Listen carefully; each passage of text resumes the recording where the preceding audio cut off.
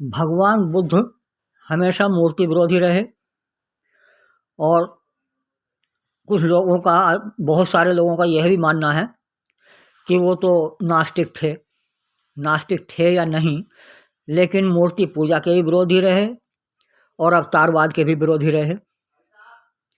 उधर कबीरदास स्वयं निर्गुण भगवान की उपासना करते थे, वो तो अवतारवाद को बिल्कुल भी नहीं मानते थे, तो स्वाभाविक है मूर्ति पूजा के विरोधी ही थे।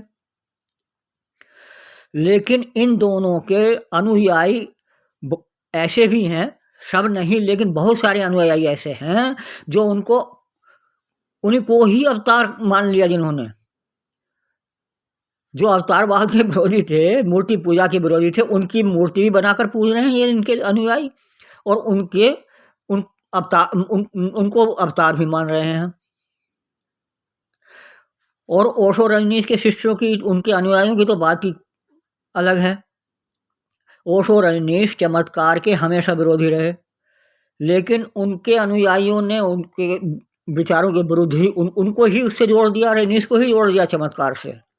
उन्होंने कहानी बना ली कि जब रजनीश पैदा होने वाले थे तो बहुत क्षेत्र में बहुत तगड़ी बाढ़ आई हुई थी, बारिश बहुत हो रही थी, लेकिन जैसे ही रजनीश पैदा हुए और बाढ़ के जल ने उनके पैरों को स्पर्श किया तो बाढ़ भी उतर गई, खत्म हो गई, और यहाँ तक कि वर्षा भी रुक गई।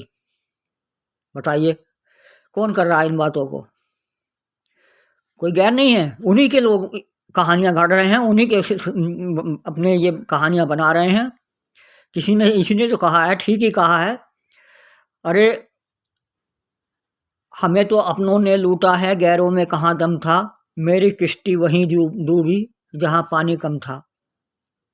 और तो और कृष्ण के भक्तों के नाम पर भक्त कहलाने वाले लोग स्वयं कहानियाँ, मतलब कितनी बड़ी, एक तरह से कहा जाए तो चरित्रहीनता की आरोप लगा सकता हूँ मैं।